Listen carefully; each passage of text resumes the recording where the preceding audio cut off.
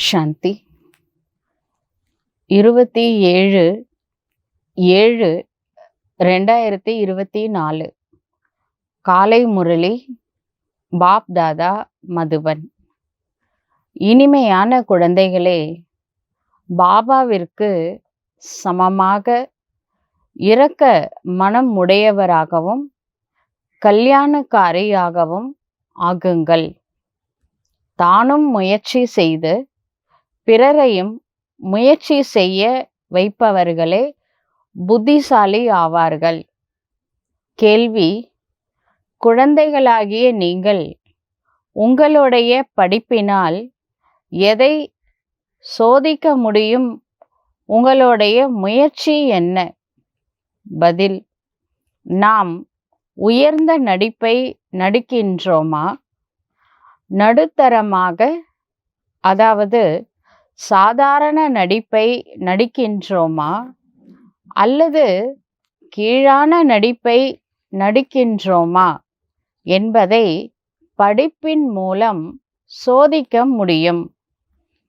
யார் பிறரையும் உத்தமமாக மாற்றுகின்றார்களோ, அதாவது சேவையின் மூலமாக பிராமணர்களை முன்னேற்றமடைய செய்கின்றார்களோ, அவர்களுடைய நடிப்பே அனைவரையும் விட உயர்ந்தது. பழைய செருப்பை கழற்றி புதிய செருப்பை அடைவதே உங்களுடைய முயற்சி ஆகும். ஆத்மா தூய்மையாகும் பொழுது புதிய தூய்மையான செருப்பு, அதாவது தூய்மையான உடல் கிடைக்கும். ஓம் சாந்தி. குழந்தைகள் 2 விதமாக சம்பாதித்து கொண்டிருக்கின்றார்கள். ஒரு பக்கம் நினைவு யாத்திரையினால் சம்பாதிக்கின்றார்கள். மற்றொரு பக்கம் 84 பிறவிகளின் சக்கரத்தின் ஞானத்தை நினைவு செய்து, அதாவது சுயதர்ஷன சக்கரத்தை சுற்றுவதால் ஆன்மீக வருமானத்தை சம்பாதிக்கின்றார்கள். இதற்குதான் டபுள் வருமானம் என கூறலாம். அறியாமை காலத்தில் சிறிது காலத்திற்கான வருமானம் கிடைத்தது. உங்களுடைய இந்த நினைவு யாத்திரையின் வருமானம் மிகவும் பெரியது ஆகும். ஆயுளும் அதிகரிக்கின்றது. தூய்மையாகவும் மாறுகின்றீர்கள். அனைத்து துக்கத்திலிருந்தும் விடுபடுகின்றீர்கள். மிகவும் பெரிய வருமானம் ஆகும். சத்தியுகத்தில் ஆயுள் கூட நீண்டதாக இருக்கின்றது. துக்கத்தின் பெயரே சத்தியுகத்தில் இருக்காது. ஏனென்றால் அங்கே ராவண ராஜ்யமே இல்லை. அஞ்ஞான காலத்தில் படிப்பினுடைய அல்பகால சுகம் இருந்தது. அஞ்ஞான காலத்துல நம்ம படிச்சிருக்கோம் அப்படின்ற அதனால லௌகீக படிப்புல கூட வருமானம் சம்பாதிக்கிறாங்கல்ல, அது அஞ்ஞான காலத்துல இருந்தது. மேலும் படிப்பினுடைய இந்த ஒரு சுகம் அல்பகால சுகமாகும். படிப்பினுடைய சுகம் சாஸ்திரங்களை படிப்பவர்களுக்கு கிடைத்தது. அதாவது சத்தியுகத்துல ஆயுள் நீண்டதாக இருக்கும். துக்கத்தினுடைய பெயரே கிடையாது. ஏனென்றால் அங்க ராவண ராஜ்யமே இல்லை. அஞ்ஞான காலத்துல படிச்ச படிப்புக்கு வேலை கிடைக்கும், அதனால சம்பாதிக்கலாம், வருமானம் கிடைச்சது. படிப்பினுடைய சுகம் சாஸ்திரங்களை படிப்பவர்களுக்கு கூட கிடைச்சது. ஏன்னா சாஸ்திரங்களை சொல்லி கூட வருமானம் சம்பாதிக்கிறாங்க. அவர்களை பின்பற்றுபவர்களுக்கு தான் எந்த பயனும் இல்லை. பின்பற்றுபவர்கள், அதாவது ஃபாலோயர்ஸ் அப்படின்னு சொல்றோம். ஆனா அவங்க ஃபுல்லா ஃபாலோ பண்றது இல்ல. அது வேற விஷயம். ஏனென்றால் இப்ப ஃபாலோயர்ஸ்னா என்ன பண்ணணும்? இப்ப சாமியார் வந்து காவி ட்ரெஸ் போட்டிருக்கிறாரு. அவர் வந்து சாஸ்திரத்தை படிக்கிறாரு. அந்த சாஸ்திரத்தை கேட்குறவங்க சாஸ்திரத்தையும் ஃபாலோ பண்றது இல்ல. அதான் சாமியார் மாதிரி காவி ட்ரெஸ்ஸும் போடுறது இல்ல. ஆனா தன்னை அவரோட ஃபாலோயர்ஸ் அப்படின்னு சொல்லிக்கிறாங்க. வீடு வாசலை துறப்பதும் இல்லை. ஏன்னா சாமியார் தொறந்துட்டு வந்திருக்கிறாரு. வீடு வாசலை விட்டுட்டு வந்திருக்காரு. ஃபாலோயர்ஸ் வீடு வாசலை விடுறது கிடையாது. அப்ப அவங்கள எப்படி ஃபாலோயர்ஸ்னு சொல்லலாம்? சொல்ல முடியாது தானே? அங்கே புதிய உலகம், அமைதி, தூய்மை அனைத்தும் இருந்தது. இங்கே தூய்மை இல்லாததன் காரணத்தினால ஒவ்வொரு வீட்டிலும் எவ்வளவு அசாந்தி நிலவுகின்றது. உங்களுக்கு ஈஸ்வரனுடைய வழி கிடைத்திருக்கின்றது. இப்பொழுது நீங்கள் தன்னுடைய தந்தையை நினைவு செய்யுங்கள். தன்னை ஈஸ்வரிய கவர்மெண்ட் என நினையுங்கள். ஆனால் நீங்க குப்தமா ரகசியமா இருக்கிறீங்க. ஒரு கவர்மெண்ட்டே ஒர்க் ஆகிட்டு இருக்குது, ஈஸ்வரிய கவர்மெண்ட்டு. இவ்வளோ பெரிய இயக்கம் நடந்துட்டு இருக்கு, ஈஸ்வரனே நடத்திட்டு இருக்கிறாரு.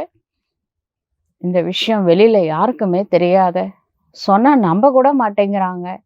நீங்க ரகசியமா இருக்கிறீங்க. ஒருவேளை இதுதான் சிவ ரகசியமா என்னன்னு தெரியல. ஆனால் ரகசியமாக இருக்கின்றீர்கள். மனதில் எவ்வளவு குஷி அடைய வேண்டும். இப்பொழுது நாம் ஸ்ரீமத் படி நடிக்கின்றோம். அவருடைய சக்தியினால சத்தோ பிரதானமாக ஆகிக் கொண்டே இருக்கின்றோம். இங்கே யாருமே ராஜ்ய பாக்கியத்தை அடைய வேண்டிய அவசியமே இல்லை. ராஜ்ய பாக்கியம் நம்ம சத்தியத்துல போய் அடைஞ்சிக்கலாம். இங்க நம்ம புருஷார்த்தம் பண்ணா போதும், நல்லா சேவா பண்ணா போதும். ஒரிஜினல் புருஷார்த்தியாகவும் ஒரு நல்ல சேவாதாரியாகவும் சங்கமயுகத்துல இருக்கலாம். ஒரு யோகியா வாழலாம். சத்தியுகத்துல போயிட்டு ராஜ்யம் பண்ணலாம். சரிங்களா? இங்கே யாரும் ராஜ்ய பாக்கியத்தை அடைய வேண்டியது இல்லை. நம்முடைய ராஜ்ய பாக்கியம் புதிய உலகத்தில் கிடைக்கின்றது. இப்பொழுது அதை பற்றி தெரிந்து கொள்ளப்படுகின்றது. இந்த லக்ஷ்மி நாராயணனின் 84 பிறவிகளின் கதையை நீங்கள் கூற முடியும்.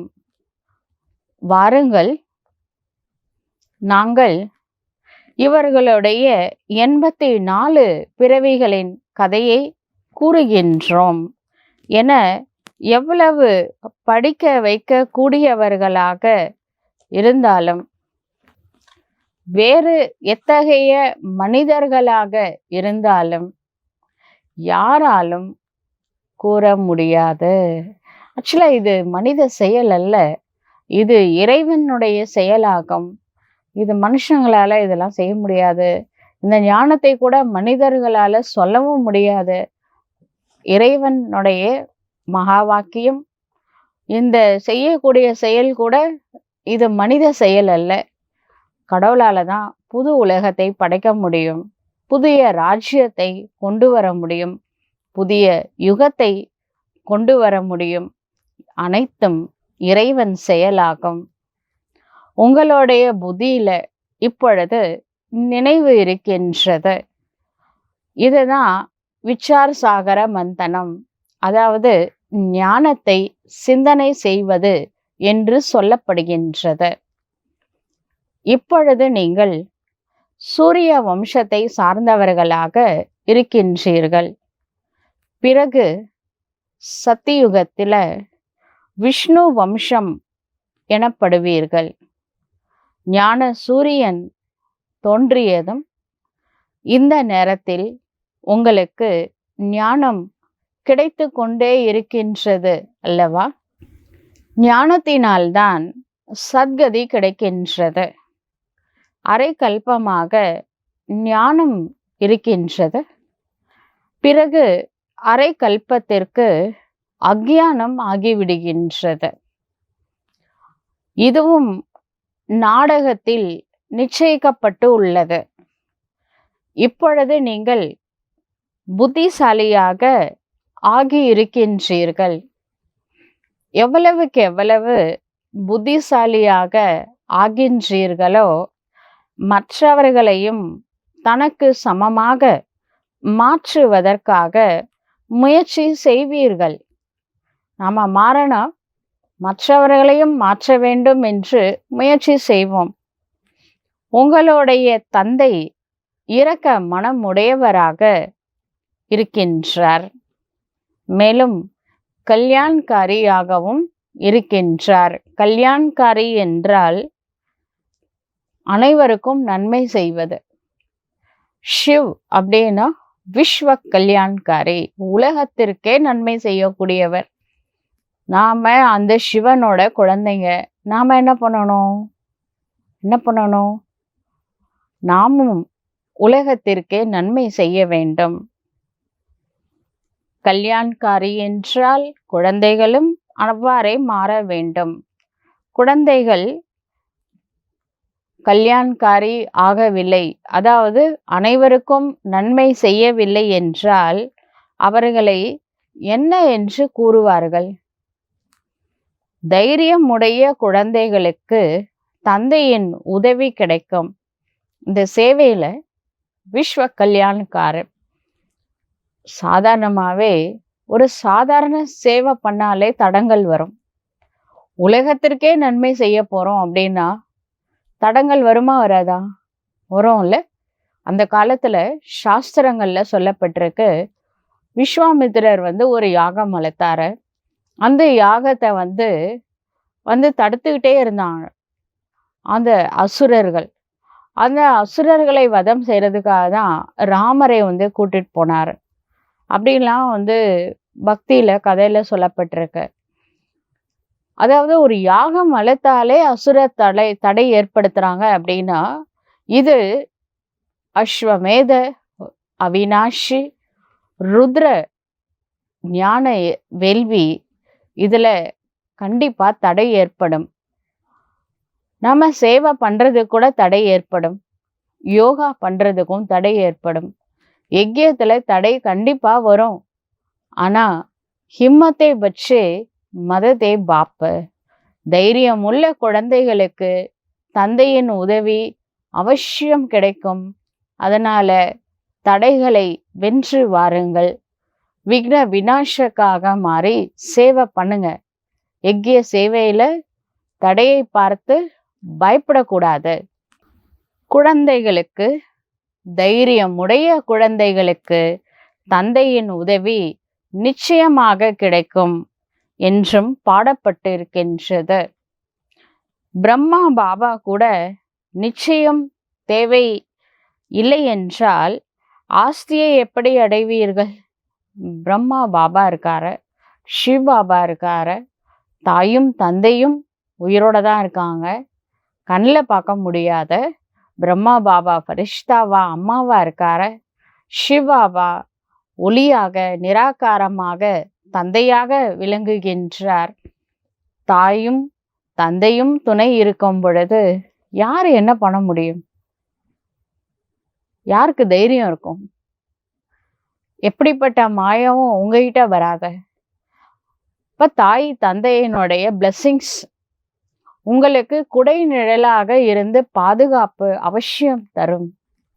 சேவைக்கேற்ப ஆஸ்தியை அடைவீர்கள். அதனால சேவையை ஒரு பொழுதும் மனுஷங்களுக்காக விட்டுறாதீங்க.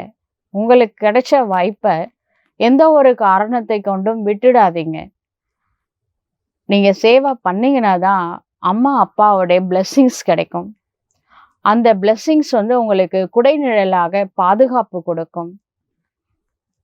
ஈஸ்வரிய மிஷன் அப்படின்னு இதை சொல்லலாம். கிறிஸ்துவ மிஷன், இஸ்லாமிய மிஷன், புத்த மிஷன் அப்படின்னு அவங்கவுங்க தர்மத்தை வளர்க்கறதுக்கு ஒரு நிறுவனம் வச்சு வளர்க்குறாங்க. இது ஈஸ்வரிய மிஷன்.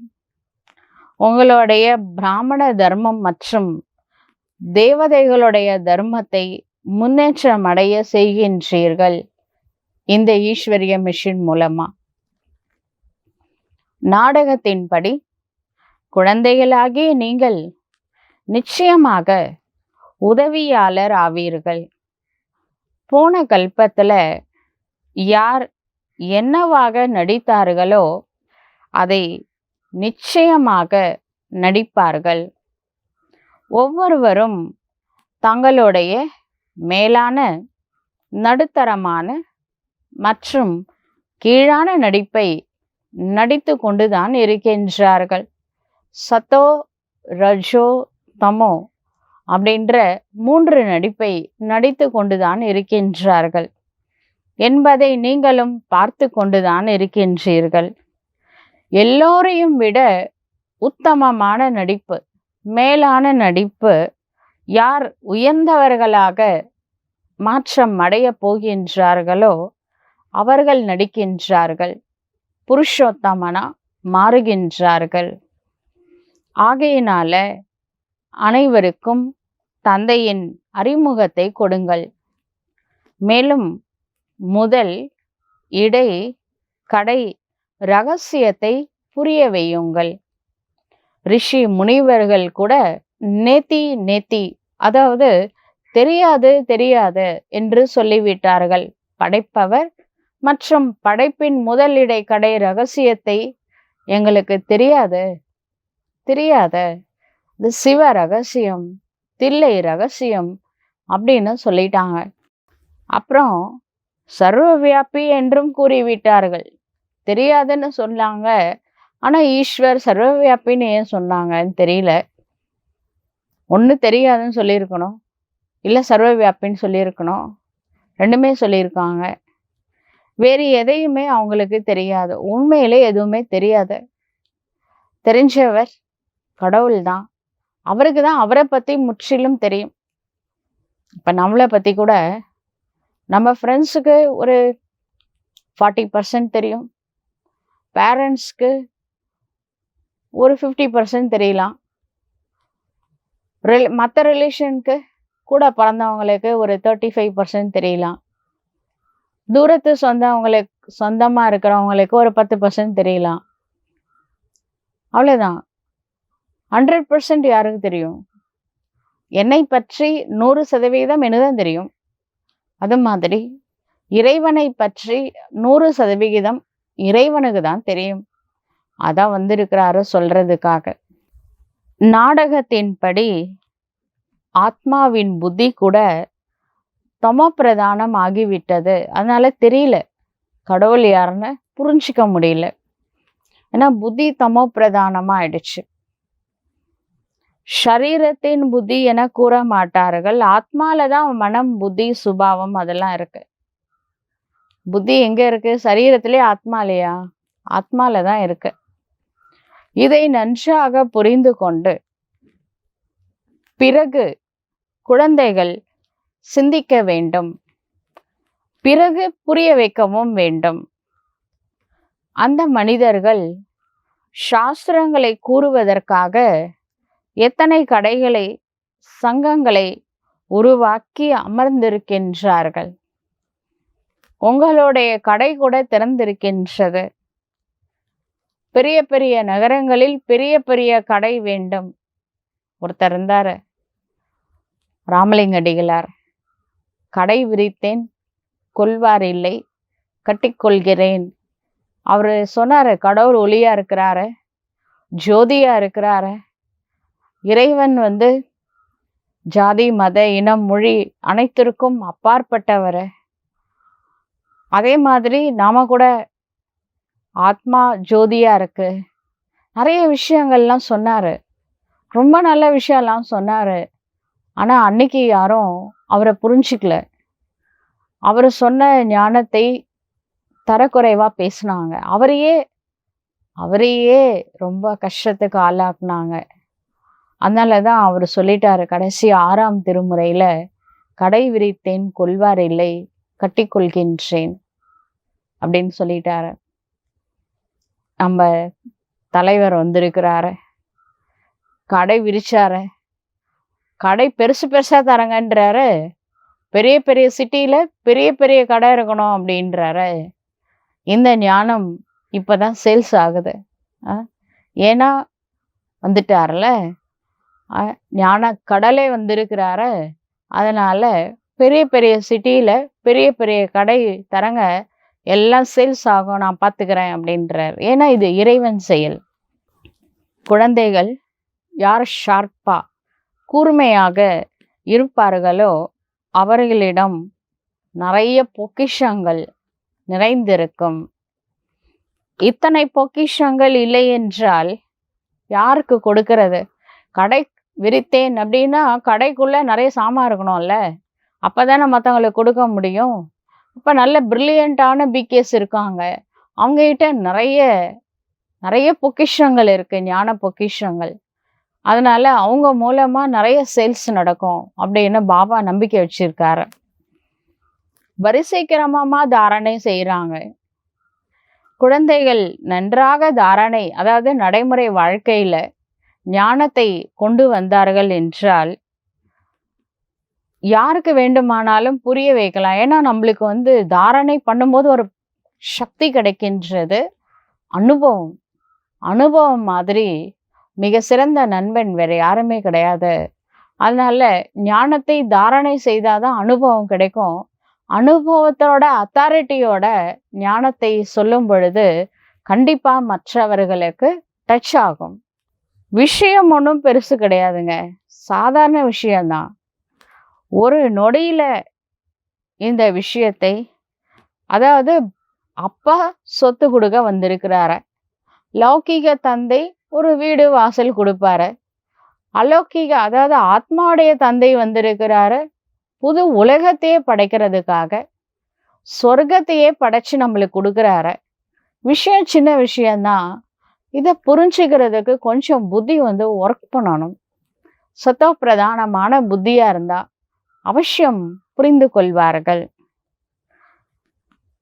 ஆத்மாக்களாகிய நீங்கள் பாபாவை அறிந்து கொண்டால் எல்லையற்ற அதிபதியாக ஆகிவிடுவீர்கள்.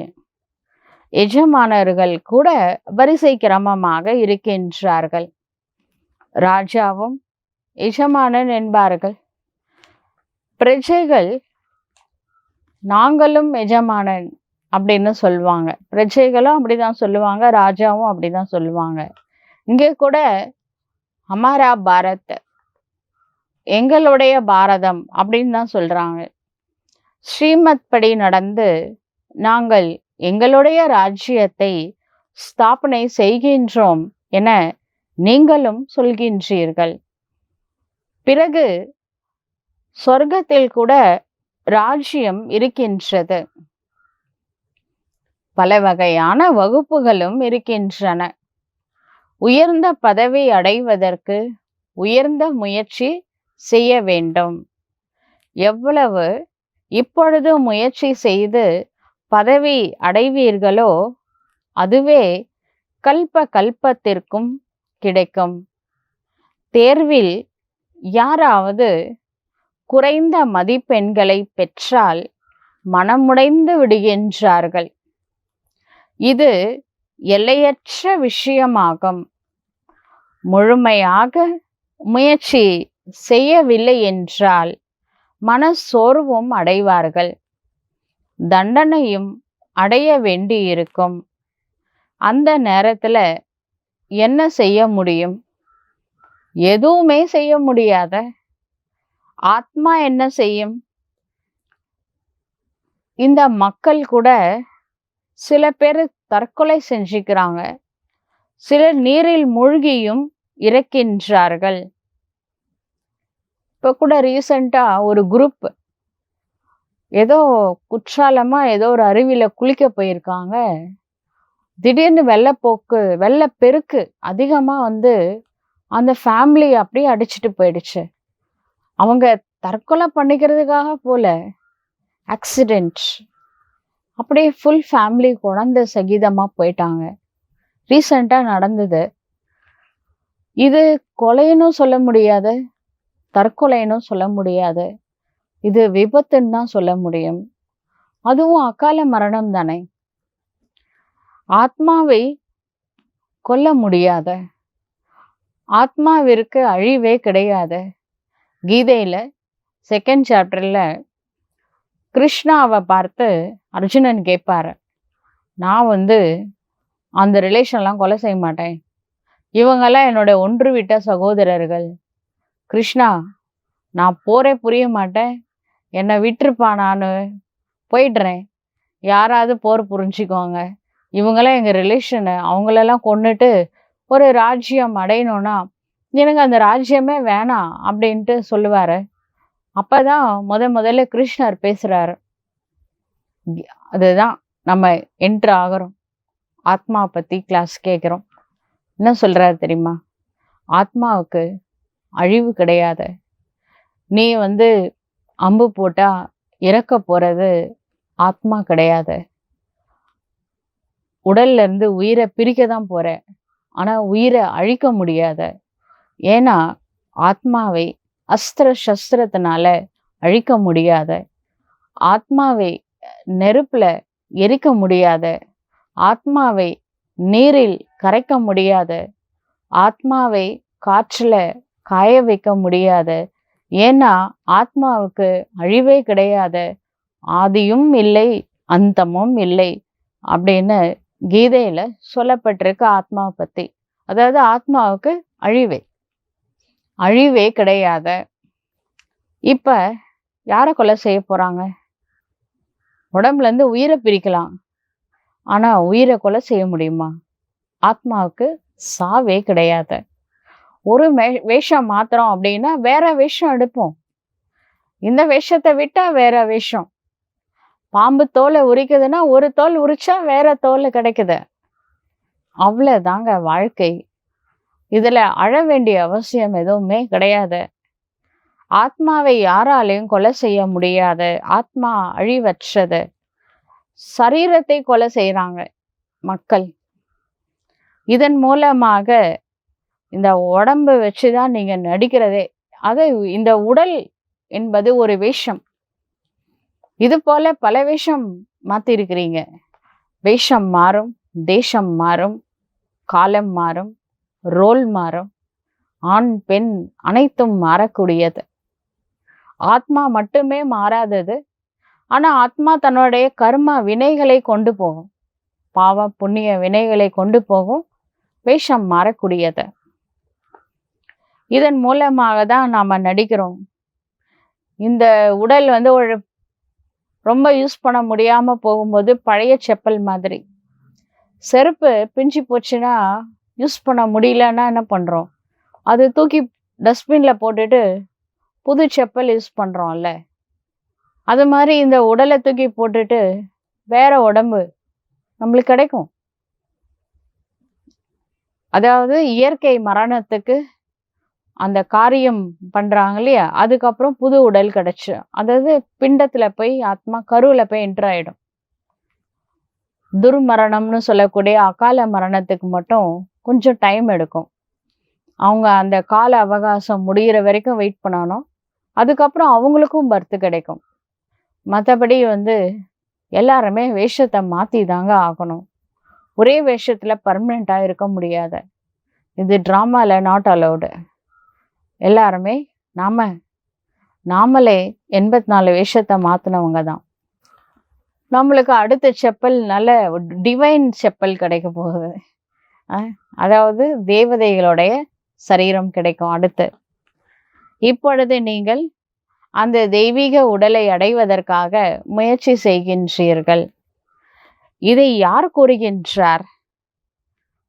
பரமாத்மாவே சொல்றாரு. ஆத்மா சொல்லுது, எங்களுக்கு புதிய உடையை கொடுங்கள். யூஸ் பண்ண முடியாம கஷ்டப்படுறாங்களே சில பேர் உடம்ப, அவங்க கேட்குறாங்க கடவுளை, எனக்கு வேற உடம்பு கொடுங்க அப்படின்ட்டு. அது போல ஆத்மாக்களாகிய நமக்கு கூட புதிய ஆடை வேண்டும் இல்லை? பழைய ஆடையில எவ்வளோ நாளைக்கு தான் இருக்கிறது? நல்லா இருந்தா பரவாயில்ல, ஆரோக்கியமா இருந்தா பரவாயில்ல, யூஸே பண்ண முடியல, ஆரோக்கியம் சுத்தமா கெட்டு போச்சு, என்ன பண்றது? வேற வேஷம் கொடுக்குறாரு. உங்களுடைய ஆத்மா புதியதாக மாறினால் சரீரம் கூட புதியதாக வேண்டும் அல்லவா? அப்பொழுது அழகாக இருக்கும் புதிய சரீரம் என சிவ தந்தை கூறுகின்றார். ஆத்மா தூய்மையாக ஆவதனால 5 தத்துவங்கள் கூட புதியதாக மாறுகின்றது. 5 தத்துவங்களால் தான் சரீரம் உண்டாகின்றது. ஆத்மா சத்தோ பிரதானமாகும் பொழுது ஷரீரமும் சத்தோ பிரதானமாக கிடைக்கின்றது. ஆத்மா தமோ பிரதானமாக மாறினால் சரீரமும் தமோ பிரதானமாகத்தான் கிடைக்கும். ஆத்மா கோல்டு மாதிரி. கோல்டு 24 கேரட்னா அதுல செஞ்ச நகை எப்படி இருக்கும்? 9 கேரட் கோல்டுல செஞ்ச நகை எப்படி இருக்கும்? வித்தியாசம் இருக்கும் இல்லையா? அப்படிதான் ஆத்மா நல்லா இருக்கும் பொழுது நம்ம சரீரம் கூட கோஆப்ரேட் பண்ணுது. நல்ல சரீரம், அதாவது நோயற்ற உடல் இருக்கும். ஆத்மா கெட்டு போச்சுல, இப்ப தமோ பிரதானம் ஆயிருக்கு. அதனால பாவக்கரையினால நிறைஞ்சு இருக்கு. அதனால சரீரம் கூட நிறைய டிஸ்டர்ப் பண்ணுது. ஹெல்த் வைஸ் ப்ராப்ளம் வர்றதுக்கு காரணம் என்னது? பாவ செயல்கள், இன்னும் பெண்டிங் லிஸ்ட் நம்ம நீக்காம இருக்கிறது தான் முக்கியமான காரணம். இப்ப முழு உலகத்துல இருக்கக்கூடிய மனுஷங்க எல்லாரும் பொம்மைங்க தான். பொம்மலாட்டம் நடக்குது. நூல் எல்லாம் அவர் கையில. நீங்க பொம்மைங்க ஆடிட்டு இருக்கு. ஒவ்வொரு பொம்மையும் நினைச்சுக்குது நான் தான் நடிக்கிறேன், நான் தான் சூப்பரா நடிக்கிறேன் அப்படின்னு நினைச்சுக்குது. நூல் எல்லாம் யார் கையில இருக்குன்றத மறந்து போயிடுது. இதுல நீயா நானானு போராட்டம் வேற. எல்லா ஆத்மாவும் தமோ பிரதானமா இருக்கு. ஒவ்வொரு நாளும் உலகம் பழையதாக ஆகி கொண்டுதான் இருக்கின்றது, விழுந்து கொண்டேதான் இருக்கின்றது. ஒவ்வொரு பொருளும் புதியதிலிருந்து பழையதாக மாறுகின்றது. பழையது ஆனதுக்கு அப்புறம் அழிந்து விடுகின்றது. இது முழு சிருஷ்டிக்கும் சவாலாக இருக்கின்றது. புதிய உலகத்தை சத்தியுகம் என்றும் பழைய உலகத்தை கலியுகம் என்றும் கூறப்படுகின்றது. மற்றபடி இந்த சங்கம யுகத்தை பற்றி யாருக்குமே தெரியாது. சத்தியுகம், திரேதாயுகம், துவாபரயுகம், கலியுகம் 4 யுகங்களை பத்தி தான் எல்லாருக்குமே தெரியும். 5ஆவதா ஒரு யுகம் இருக்கு, அதுக்கு பேரு சங்கம யுகம் அப்படின்னு எந்த சாஸ்திரத்திலுமே இல்லை. இது குப்தமான யுகமாகும். இந்த பழைய உலகம் இந்த யுகத்துல தான் மாறுகின்றது என்பதை நீங்கள் அறிவீர்கள். இப்பொழுது தந்தையாக, ஆசிரியராக, குருவாக இருக்கக்கூடிய எல்லைக்கு அப்பாற்பட்ட தந்தையின் கட்டளை என்ன தெரியுமா? ஸ்ரீபாபாவோட court order, chief justice order பண்றாரு. என்ன தெரியுமா? தூய்மையாக ஆகுங்கள், தூய்மையாக ஆகுங்கள். இதுதான் ஈஸ்வரிய கோர்ட்டோட ஆர்டர். ஆர்டர் படி எல்லாரும் கோர்ட் ஆர்டரை மதிச்சுதான் ஆகணும். லௌக்கியத்துல சொல்லுவாங்க. இது ஈஸ்வரனோட கோர்ட், நீதி தேவனோட ஆர்டர். தூய்மையாக இருங்கள்.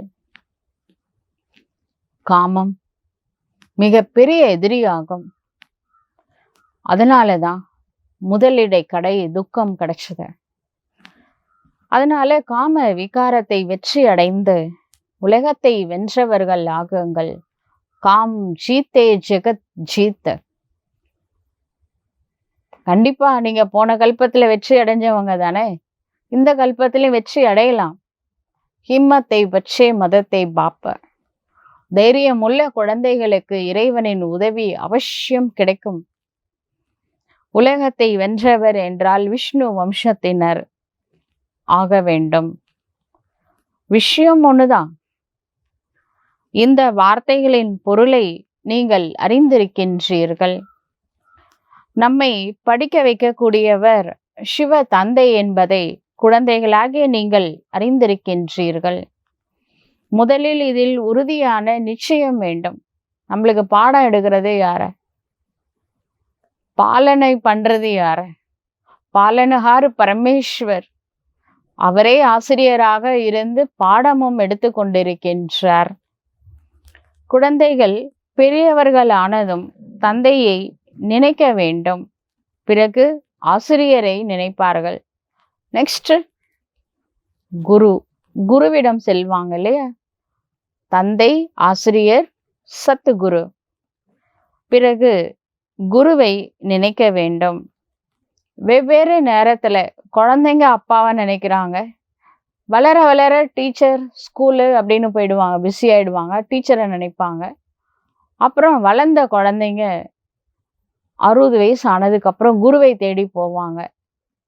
இங்க நம்மளுக்கு அப்பாவும் அவர்தான், டீச்சரும் அவர்தான், சத்குருவும் அவர்தான். 3 in 1. மூவரும் ஒன்றாக உங்களுக்கு ஒரே நேரத்தில் கிடைத்திருக்கின்றார்கள். அப்பா, ஆசிரியர், குரு மூவரும் ஒருவரே. அந்த மக்கள் வானப்பிரஸ்தம் என்பதன் பொருளையும் அறியவில்லை. வானப்பிரஸ்தத்தில் செல்ல வேண்டும், ஆகையினால குருவை வைத்து கொள்ள வேண்டும் அப்படின்னு நினைக்கிறாங்க. வானப்பிரஸ்த் அப்படின்னா வாணிசை பரே, சப்தத்தை கடந்த நிலைக்கு செல்வதுதான் வானப்பிரஸ்த அவஸ்தா. அதுக்கு அர்த்தமே கூட அவங்களுக்கு தெரியாது. வானப்பிரஸ்தின்னு சில பேர் தன்னை சொல்லிக்கிறாங்க, அதுக்கு அர்த்தம் கூட அவங்களுக்கு தெரியாது. 60 வயதிற்கு பிறகு குருவிடம் செல்கின்றார்கள். இந்த முறை இப்பொழுதுதான் ஏற்பட்டிருக்கின்றது. இவருடைய பல பிறவிகளுடைய கடைசி பிறவியில, ஸ்ரீ நாராயணனுடைய லாஸ்ட் பர்த்ல, வானப்பிரஸ்த நிலையில இவருடைய சத்து குருவாக மாற்றுகின்றேன் என பாபா கூறுகின்றார். 60 வயதிற்கு பிறகு நிர்வான்தாம், சப்தத்தை கடந்த உலகத்திற்கு போகக்கூடிய நேரத்துல குருவை தேடி போவாங்க. அந்த காலத்துல இப்ப குரு இவரை தேடி வந்திருக்கிறாரு. இவரோட 60 வயசு ஆகும் பொழுது சிவபாபா அந்த உடம்புல வந்திருக்கிறாரு. வானப்பிரஸ்த அவஸ்தால இருக்கும் பொழுது தந்தை வந்திருப்பதே அனைவரையும் நிர்வான் தாம் வீட்டிற்கு அழைத்து செல்வதற்காகத்தான். முக்தி தாமத்திற்கு சென்று பிறகு நடிப்பதற்காக போகும்போதே செட் பண்ண வச்சுறாரு. பார்த்தீங்களா? இல்லாட்டி அங்க போயிட்டு எனக்கு பிறவா நிலை வேணும்னு எங்கேயாவது கேட்டுறக்கூடாது அப்படின்னு ஒவ்வொரு முறையும் செட் பண்ணி தான் சொல்லும் போதே செட் பண்ணிடுறாரு மைண்ட் செட்டு. மேலே முக்தி தாம் போயிட்டு கீழே வரணும் நடிக்கிறதுக்காக. பலர் வானப்பிரஸ்த நிலையை அடைந்ததும் குருவை நியமித்து கொள்கின்றார்கள். 60 வயசுக்கு அப்புறம் ஆளுக்கு ஒரு குரு செட் பண்ணிக்கிறாங்க. இன்றோ சிறிய குழந்தை உருவாகியதும் அவர்களை கூட குருவை நியமிக்கின்றார்கள். பிறகு குருவிற்கு தட்சணை வேற கொடுக்குறாங்க. குரு தட்சணை அப்படி ரொம்ப ஃபேமஸ் அது. குருவுக்கு தட்சணை கண்டிப்பா கொடுக்கணும். கிறிஸ்துவர்கள் கிறிஸ்துவ மதத்தை ஏற்றுக்கொள்வதற்காக மடியில் கொடுக்குறாங்க. இந்த ஞான ஸ்நானம்லாம் பண்ணுவாங்க. ஞானத்துல ஸ்நானம் பண்ண மாட்டாங்க. அந்த பச்சை குழந்தை இருக்கும், தண்ணியில முக்கி எடுத்துருவாங்க. அதுக்கு பேர் ஞான ஸ்நானம்னு சொல்லிக்கிறாங்க. ஆனா யாரும் நிர்வாண தாமத்துக்கு போறது கிடையாது. இந்த அனைத்து ரகசியங்களையும் சிவ தந்தை புரிய வைக்கின்றார். ஈஸ்வரனுடைய முடிவை ஈஸ்வரன் தான் தெரிவிப்பார். ஈஸ்வரனுடைய அடிமுடி காண முடியாதுன்னு சொல்லுவாங்க. அதுக்கெல்லாம் பயங்கரமான அர்த்தம் இருக்கு. ஈஸ்வரனோட அடிமுடி காண்பதற்காக விஷ்ணுவும் பிரம்மாவும் கிளம்புனாங்க. கண்டுபிடிக்க முடியல கடைசி வரைக்கும். அப்ப பிரம்மா போய் சொல்லிட்டாரு, அதனால அவர் கோவிலே கிடையாது அப்படிலாம் நிறைய சாஸ்திரத்துல சொல்லி இருக்கிறாங்க. உண்மையிலே ஈஸ்வரனுடைய அடிமுடி காண முடியாதுங்க. சாதாரண ஆளு அவரு. நம்மளாம் கற்றது கைமண் அளவு, கல்லாதது உலகளவு. உலகளவு நாலேஜ் ஈஸ்வரன்ட்ட இருக்கு. நாலேஜே உலகளவு வச்சு இருக்கிறாருன்னா அவர் எப்படிப்பட்டவரா இருப்பாரு? நாம ஒரு கைமண் அளவு கத்துக்கிட்டு என்ன ஆட்டம்? ம். ஒரு எலிக்கு நடந்து போயிட்டே இருந்துதான். ஒரு கிராசரி ஷாப், அது என்ன சொல்லுவாங்க, மளிகை கடை. அதுக்கு முன்னாடி ஒரு குட்டியா ஒரு மஞ்சள் தொண்டு இருந்துதான். அந்த எலி வந்து அந்த மஞ்சள் துண்டை எடுத்து கையில இப்படி பிடிச்சுக்கிட்டு, இந்த மளிகை கடைக்கு நான் தாங்க ஓனரு அப்படின்னு சொல்லிச்சான்.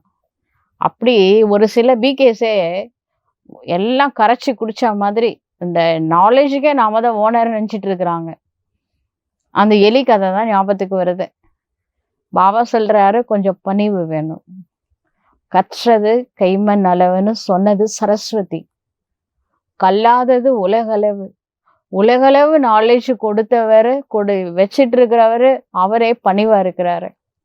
நாம ஒரு எலி தொண்டு, இந்த எலி மாதிரி ஒரு மஞ்சள் தொண்டு கையில வச்சுக்கிட்டு இந்த மளிகை கடைக்கு நான் தான் ஓனர்னு சொல்லாமா? இது நியாயமா? யோசிச்சு சொல்லுங்க. ஆரம்பத்துல இருந்து பாபா எவ்வளவு ஞானம் சொல்லி இருக்கிறாரு, இன்னும் சொல்ல போறாரே சொல்லி. எவ்வளோ அவ்வியக்த முரளி எவ்வளோ இருக்கு, சாக்கார முரளி எவ்வளோ இருக்கு. நாமெல்லாம் யாரு? ஒரு ஜஸ்ட் இன்ஸ்ட்ருமெண்ட், ஜீரோ. ஆக்சுவலா ஹீரோ வந்து சிவபாபா மட்டும்தான், வேற யாருமே வாய்ப்பே கிடையாதுங்க. அவருக்கு தான் எல்லாமே தெரியும். அறிய முடியாதவர், எல்லைக்கு அப்பாற்பட்டவர். அவரை புரிஞ்சுக்கிறதுக்கு 10 டிக்ஷனரி வச்சா கூட பத்தாது. மேலும் சிருஷ்டியினுடைய ஞானத்தை அவர் தான் கொடுக்குறாரு. ஈஸ்வரனை வந்து ஆதி சனாத்தன் தேவி தேவதா தர்மத்தை ஸ்தாபனை செய்கிறாரு. அதாவது சொர்க்கத்தை ஸ்தாபனை செய்கின்றார். மற்ற தர்மங்களை தர்ம பிதாக்கள், அதாவது ஆத்மாக்கள் தான் ஸ்தாபனை செய்யறாங்க. ஆனா ஆதி சனாத்தன் தேவி தேவதா தர்மத்தை பரமாத்மாவே, காட் சிவாவே வந்து ஸ்தாபனை செய்கின்றார். இப்ப எவ்வளவு ஹையஸ்ட் பாருங்க, கடவுளே வந்து ஸ்தாபனை செய்யறாரு. இதனுடைய பெயர் நம்ம பாரத நாடு. இந்த நாட்டோட பெயர் என்னது? பாரதம். அதை நீங்க இந்துஸ்தானை மாத்திட்டீங்கன்னா அது இந்துஸ்தான் ஆயிடுமா? ஒரிஜினல் பெயர் பாரதம். மகாபாரதம்னு கதை வச்சிருக்கீங்களே, பாரதத்தை பற்றிய கதை தான். கீதையில கிருஷ்ணரோட பேரை மட்டும் போட்டுறதுனால எவ்வளோ சண்டை சச்சரவாயிடுச்சு. கீதை சொன்னது காட் சிவா, போட்டது கிருஷ்ணா. கிருஷ்ணா வேற யாரும் இல்லை, சிவபாபாவோட குழந்தை தான். தாரணை பண்ண குழந்தை, ஃபர்ஸ்ட் கிளாஸ் குழந்தை பிரம்மா பாபா தான் கிருஷ்ணர் ஆக போறாரு. ஒன்றும் பிரச்சனை இல்லை. இருந்தாலும் தாரணை பண்றது வேற, கீதை சொல்றது வேற. சொன்னவர் யாரு? அவர் பேரெல்லாம் போட்டிருக்கணும். சரி, என்ன பண்றது? இதெல்லாம் டிராமால நம்ம பேருக்கு பதிலாக குழந்தை பேரு தானே போட்டிருக்காங்க. அந்த குழந்தை யாரு? ஈஸ்வரனுக்கு உதவி செஞ்ச குழந்தை தானே. பரவாயில்ல, ஈஸ்வரனே மன்னிச்சிட்டாரு. நாடகத்துல வெற்றி தோல்வி எல்லாருக்கும் இது ஒரு விளையாட்டு. இதுல வெற்றி தோல்வி எப்படி ஏற்படுகின்றது என்பதை பாபாவை தவிர வேறு யாரும் கூற முடியாத. இந்த லக்ஷ்மி நாராயண் கூட சத்தியத்துல லக்ஷ்மி நாராயண் இருக்கும் பொழுது பின்னாடி நம்ம இந்த மாயாட்ட போய் துவாபரகத்துல தோக்க போறோம்னு தெரியுமா? தெரியாது, யாருக்குமே தெரியாது. தேவதைகளுக்கே தெரியாது தேவ ரகசியம் பத்தி. இந்த லக்ஷ்மி நாராயண் கூட பிறகு தோல்வி அடைவோம் அப்படின்னு தெரியாது. பிராமணர்களாகிய நீங்கள் மட்டும்தான் சிவ ரகசியம், தேவ ரகசியம், தில்லை ரகசியம், டிராமா ரகசியம் மூணுமே தெரிஞ்சிருக்கீங்க. யாருக்குமே தெரியாத சீக்ரெட்ஸ் இதெல்லாம். எந்த யுகத்திலையும் தெரியப்படாத சீக்ரெட்ஸ். இது காட் சிவாவுக்கு மட்டுமே தெரிஞ்ச ரகசியம். குழந்தைகளாகி உங்களுக்கு மட்டும் பகிர்ந்திருக்கிறார. சூத்திரர்களுக்கும் தெரியாது, தேவதைகளுக்கும் தெரியாது. அதாவது கலியுகவாசிகளுக்கும் தெரியாது, சத்தியுகத்தில் இருப்பவர்களுக்கும் தெரியாது. பாபா தான் வந்து உங்களை பிராமண நிலையிலிருந்து தேவதையாக மாற்றுகின்றார். நாமே அது. ஹம்சோ சோஹம் என்பதன் பொருள் முற்றிலும் வேறுபட்டதாகும். அவங்க என்ன நினைச்சிட்டாங்க? ஆத்மாதான் பரமாத்மான்னு நினைச்சிட்டாங்க. அப்படி கிடையாது. ஓம் என்பதன் பொருள் தனிப்பட்டதாக இருக்கின்றது. மனிதர்களோ பொருள் புரியாமல் வாயில் எது வந்ததோ அதை கூறிக்கொண்டே இருக்கின்றார்கள். இப்பொழுது நாம் எப்படி கீழே விழுந்தோம், எப்படி ஏறுகின்றோம் என்பதை நீங்கள் அறிவீர்கள். இந்த ஞானம் இப்பொழுது குழந்தைகளாகிய உங்களுக்கு கிடைத்திருக்கின்றது. நாடகத்தின்படி மீண்டும் அடுத்த கல்பத்தில்தான் பாபா வந்து இந்த ஞானத்தின் ரகசியங்களை தெரிய வைப்பார். தர்ம ஸ்தாபனையாளர்கள் வந்து அவரவருடைய தர்மத்தை அவரவருடைய நேரத்தில் ஸ்தாபனை செய்வார்கள். வரிசை கிரமமாக முயற்சிக்கு ஏற்ப என்று கூற முடியாது.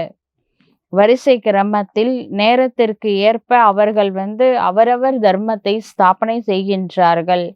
நான் எப்படி பிராமணன் சூரிய வம்சம் சந்திர வம்சம் எனும் ராஜ்யத்தை ஸ்தாபனை செய்கின்றேன் என்பதை ஒரு சிவ தந்தை தான் புரிய வைக்கின்றார். இப்பொழுது நீங்கள்தான் சூரிய வம்சத்தினர், பிறகு விஷ்ணு வம்சத்தினராக மாறுவீர்கள். வார்த்தைகளை மிகவும் கவனமாக எழுத வேண்டும். எந்த தவறும் ஏற்பட்டுவிடக்கூடாது. இந்த ஞானத்தின் ஒவ்வொரு மகா வாக்கியமும் இரத்தினமாகும், வைரம் போன்றது என்பதை நீங்கள் அறிவீர்கள். குழந்தைகளுக்கு புரிய வைப்பதற்கு மிகவும் தெளிவு வேண்டும். ஏதாவது வார்த்தை தவறாக வெளிப்பட்டு விட்டால் உடனே சரி செய்து புரிய வைக்க வேண்டும். அனைத்தையும் விட மிக பெரிய தவறு தெரியும்ல, என்ன தவறுன்னு? பாபாவை மறப்பதுதான். பாபா பாருங்க, என்னை மட்டும் நினைவு செய்யுங்கள் என பாபா கட்டளை இடுகின்றார். நாம அவரை மட்டும் மறக்கிறோம். இது எவ்வளவு பெரிய தப்பு. இதை மறக்க வேண்டாம். எந்த சூழ்நிலையிலும் கம்பைன்டு சொரூபமா இருக்கணும். பிரிஞ்சாதானே நினைக்கிறதுக்கு, பிரியவே வேணாம்.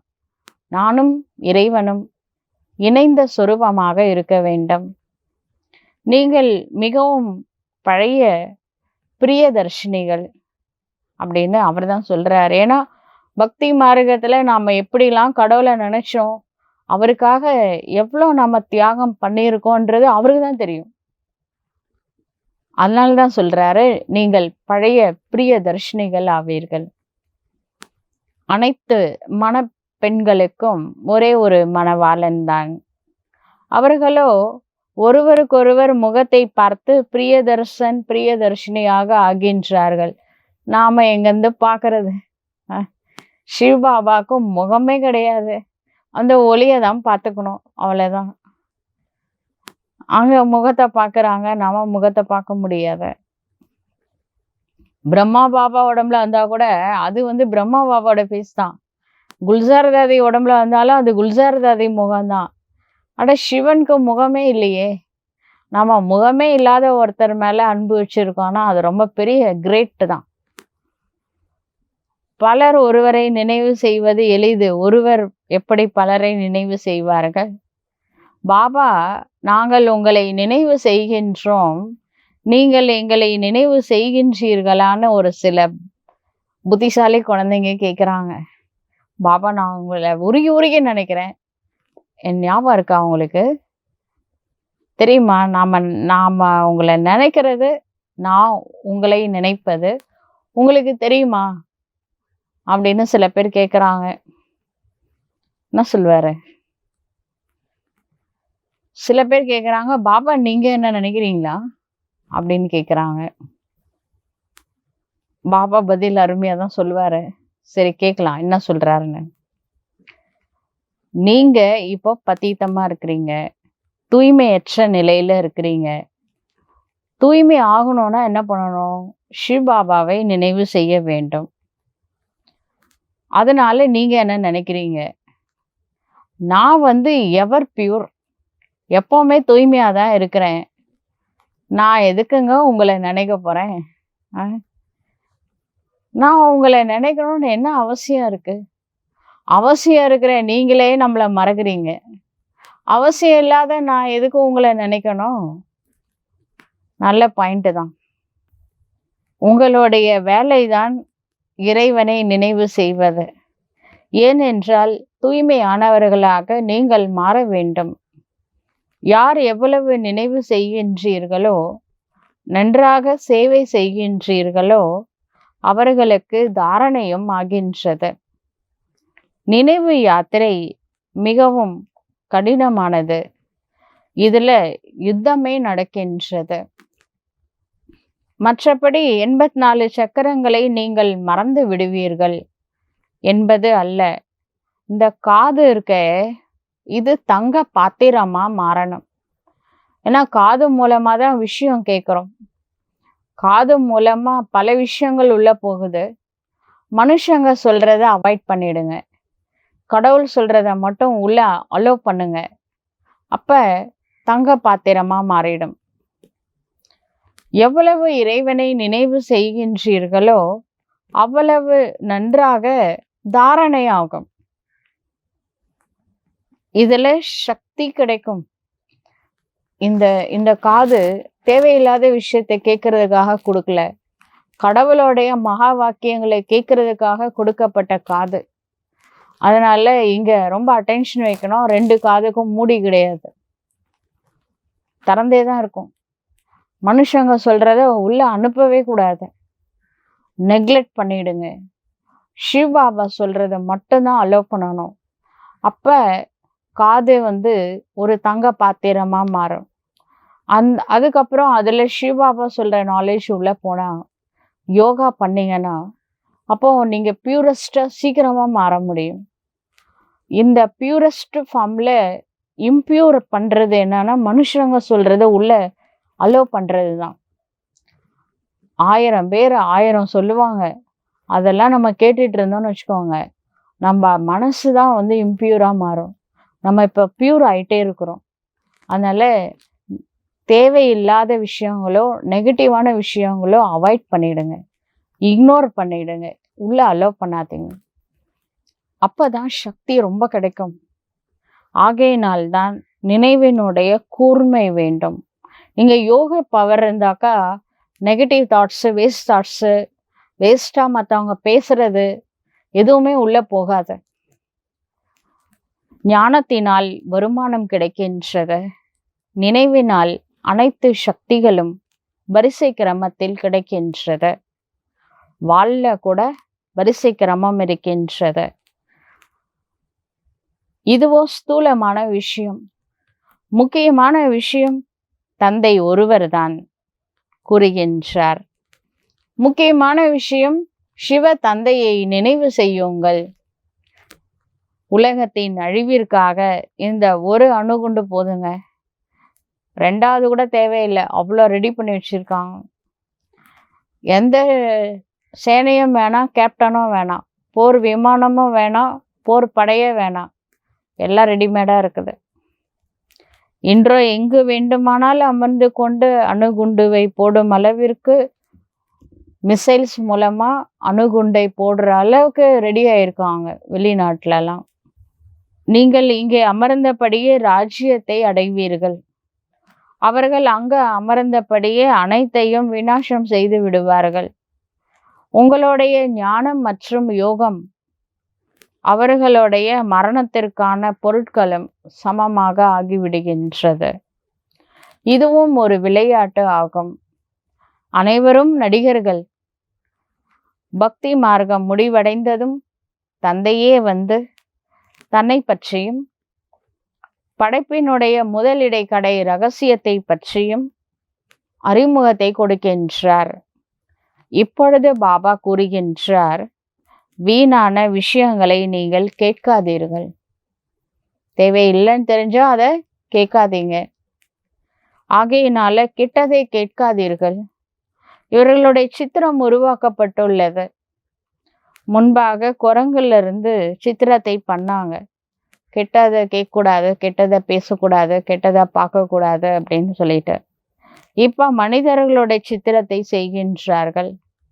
ஏனென்றால் முகம் மனிதனைப் போலவும் நடத்தை குரங்கை போலவும் இருப்பதால் ஒப்பிடுகின்றார்கள். இப்பொழுது நீங்கள் யாருடைய சேனை? சிவ தந்தை அவருடைய சேனையில சேர்ந்திருக்கிறீங்க. குரங்கிலிருந்து நீங்கள் கோவிலில் அமரும் தகுதி தற்பொழுது அடைந்து கொண்டே இருக்கின்றீர்கள். கோவிலில் அமரும் அளவிற்கு தகுதி உடையவர்களாக ஆகிக் கொண்டே இருக்கின்றீர்கள். எங்கே நடந்த விஷயத்தை எங்கே கொண்டு சென்று விட்டார்கள்? குரங்கு பாலம் கட்டுமா? ஒரு இடத்துல நிக்குமா? முதல்ல மரத்துக்கு மரத்தை தாவிட்டு இருக்குத, இது பாலம் கட்டுது.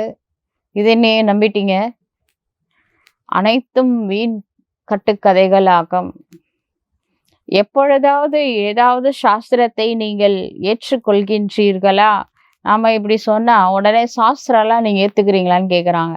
அடா, அதை எழுதுனதே நாங்க தாங்க. 1008 அர்த்தம் இருக்கு ஒவ்வொரு சாஸ்திர பின்னாடி. அது உங்களுக்கு தெரியுமா? வானர படைகளே நாங்க தான். வானர படைகள் மூலமா தான் சீதையை மீட்கிறதுக்காக சிவராம் வந்திருக்கிறாரு. இந்த விஷயம் தெரியுமா உங்களுக்கு? அந்த பாலத்துக்கு அர்த்தம் தெரியுமா? ஏதாவது கேட்டா சாஸ்திரம் ஏத்துக்க மாட்டாங்கன்னு சொல்றாங்க. சாஸ்திரத்தோட சீக்ரெட் தெரியுமா உங்களுக்கு? சாஸ்திரங்களை ஏற்றுக்கொள்ளாதவர்கள் யாரு இருப்பாங்க அப்படின்னு கேளுங்க. சாஸ்திரத்தோட ரகசியத்தை தான் கடவுள் நம்மளுக்கு புரிய வைக்கிறாரு. சில விஷயம் அப்படியே ஓப்பனா சொல்லக்கூடாது, சொல்ல முடியாது. அதனால சில ரகசியங்கள் இருக்கு. ராமாயணத்திலையும் சரி, மகாபாரதத்திலையும் சரி, சீக்ரெட்ஸ் பாபா புரிய வைக்கிறாரு. சீக்ரெட் மட்டும் சொன்னீங்கன்னா அதுவும் நல்லா இருக்காதுல்ல. அது கதை வடிவில் கொடுக்கப்பட்டுள்ளது. அதுல 1000 ரகசியங்கள் பொதிந்திருக்கின்றன.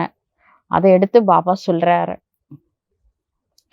நாங்கள் அனைவரையும் விட அதிகமாக ஏற்றுக்கொள்கின்றோம். ஏன் தெரியுமா? அது எழுதினதே நாங்க தாங்க. நாங்கள் எவ்வளவு படிச்சிருக்கிறோமோ அவ்வளோ நீங்க படிச்சிருக்க மாட்டீங்க. நாங்க படிக்காத சாஸ்திரமா? நீங்க ஒரு பிறவில படிச்சுட்டு இவ்வளவு பேசுறீங்களே, நாங்க 63 பிறவில பக்தி பண்ணிட்டு அத்தனை சாஸ்திரத்தையும் கரைச்சி குடிச்சிட்டு வந்திருக்கிறோங்க. இந்த பிறவில நாங்க படிக்கல. ஆனா எத்தனை பிறவில நாங்க அதெல்லாம் படிச்சுட்டு வந்திருக்கிறோம். புராண பக்தினா சும்மாவா? அவங்களுக்கு தான் ஞானம் உள்ள இறங்கும். நாங்க எவ்வளவு பக்தி பண்ணிட்டு வந்திருக்கோம் தெரியுமா அப்படின்னு சொல்லுங்க. நாங்கள் எவ்வளவு படிச்சிருக்கிறோமோ அவ்வளோ நீங்க படிச்சே இருக்க மாட்டீங்க. நாங்க கட்டின கோவிலை உங்களால கட்ட முடியுமா? அரை கல்பமா நாங்க படிச்சிருக்கிறோம், கோவிலை கட்டியிருக்கோம். எவ்வளவு செஞ்சிருக்கோம் தெரியுமா பக்தியில? சொர்க்கத்துல சாஸ்திரம் பக்தி இதெல்லாம் எதுவும் கிடையாது. எவ்வளவு எளிமையா பாபா புரிய வைக்கின்றார். இருப்பினும் தனக்கு சமமாக மாற்ற முடியவது இல்லை.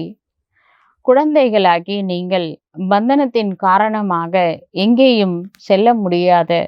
இதையும் நாடகம் என்றே சொல்ல முடியும். வாரத்துல 15 நாட்கள் வகுப்பு எடுத்து பிறகு தனக்கு சமமாக மாற்றிக்கொள்ள வேண்டும் என பாபா சொல்கின்றார். எங்கெங்கு பெரிய பெரிய நகரங்கள், தலைநகரங்கள் இருக்கின்றனவோ அங்கே சுற்றி வளையம் வந்தால் அவர்களுக்கு ஒலி எழும்பும். பெரிய மனிதர்கள் இல்லாமல் மற்றவர்களுக்கு ஒலி எழுப்ப முடியாது. சக்தியுடன் சுற்றி வந்தால் பலர் வருவார்கள். யோக சக்தி தான் சேவைக்கு கூட ஆதாரம். பாபாவினுடைய கட்டளை கிடைத்திருக்கின்றது அல்லவா? நல்லது. இனிமையிலும் இனிமையான, காணாமல் போய் கண்டு எடுக்கப்பட்ட செல்லமான குழந்தைகளுக்கு தாயும் தந்தையுமாய் விளங்கும் பாப் தாதாவின் அன்பு நினைவுகள் மற்றும் காலை வணக்கம். ஆன்மீக குழந்தைகளுக்கு ஆன்மீக தந்தையின் நமஸ்காரம். ஆன்மீக தந்தைக்கு ஆன்மீக குழந்தைகளின் நமஸ்காரம். தாரணைக்கான முக்கிய சாரம்: ஞானம் மற்றும் யோகத்தினால் தன்னுடைய புத்தியை சுத்திகரித்து கொள்ள வேண்டும். தந்தையை மறக்கக்கூடிய தவறு ஒரு பொழுதும் செய்யக்கூடாது. பிரியதர்ஷினியாகி பிரியதர்ஷன் உலக நாயகன் சிவ தந்தையை சதா நினைவு செய்ய வேண்டும். செகண்ட் பாயிண்ட்,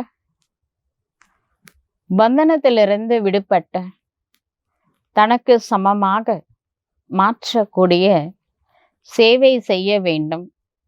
உயர்ந்த பதவி அடைவதற்காக முயற்சி செய்ய வேண்டும். முயற்சியில் ஒரு பொழுதும் மனசோர்வு அடையக்கூடாது. வரதானம், ஒரு நிமிடத்தில் ஒருமுகப்பட்ட ஸ்திதியின் மூலமாக சக்திசாலியாக அனுபவம் செய்ய வைக்கக்கூடிய ஏகாந்தவாசி ஆகுக. ஏகாந்தவாசி ஆவது என்றால் ஏதாவது ஒரு சக்திசாலி ஸ்திதியில் நிலைத்திருப்பது ஆகும். விரும்பும் பொழுது விதை ரூப ஸ்திதியில் நிலைத்து விடுங்கள். ஆத்மா பிந்து சொரூபம். விரும்பும் பொழுது லைட் ஹவுஸ் மைட் ஹவுஸ் ஒளி மற்றும் சக்தி ஸ்திதியில் நிலைத்திருந்து உலகத்திற்கு ஒளி மற்றும் சக்தியை கொடுங்கள்.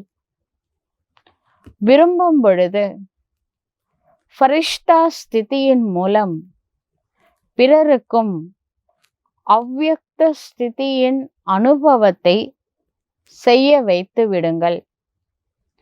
ஒரு நொடி அல்லது ஒரு நிமிடமாவது ஒருவேளை இந்த ஸ்திதியில் ஒருமுகமாகி நிலைத்திருக்கின்றீர்கள் என்றால், ஒரு நிமிடமாவது இந்த ஸ்திதியில் நிலைத்திருக்கின்றீர்கள் என்றால் சுயத்திற்கும் மற்றும் பிற ஆத்மாக்களுக்கும் மிகுந்த லாபத்தை ஏற்படுத்த முடியும். இதனுடைய பயிற்சி மட்டும் வேண்டும். ஸ்லோகன், யாருடைய ஒவ்வொரு சங்கல்பம் ஒவ்வொரு வார்த்தையில் தூய்மையினுடைய அதிர்வலைகள் நிறைந்திருக்கின்றதோ அவர்களே பிரம்மாச்சாரி ஆவார்கள். பிரம்மாவுடைய ஆச்சரன்படி நடக்கக்கூடியவர்கள். பிரம்மா பாபா என்ன சொன்னாரோ அதை செய்யக்கூடியவர்கள். யாருடைய ஒவ்வொரு சங்கல்பம் எண்ணம் ஒவ்வொரு வார்த்தையில தூய்மை இருக்கின்றதோ, தூய்மையினுடைய வைப்ரேஷன் நிறைஞ்சு இருக்கணும், அவர்களை தான் பிரம்மாச்சாரி என்று சொல்ல முடியும். நல்லது. ஓம் சாந்தி.